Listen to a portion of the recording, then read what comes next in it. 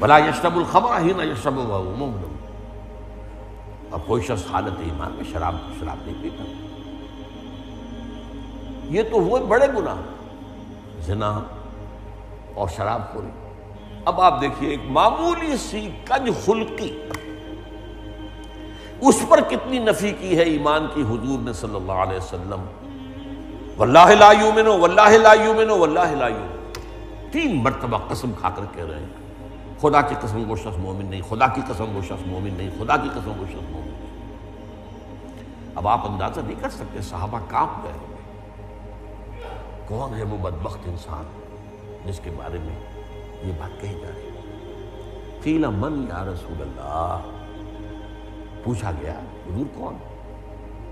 نہ prepare for the شاک، نہ زنا ہے، نہ یہاں پر چوری ہے، نہ شراب نوشی ہے، بلکہ کیا ہے؟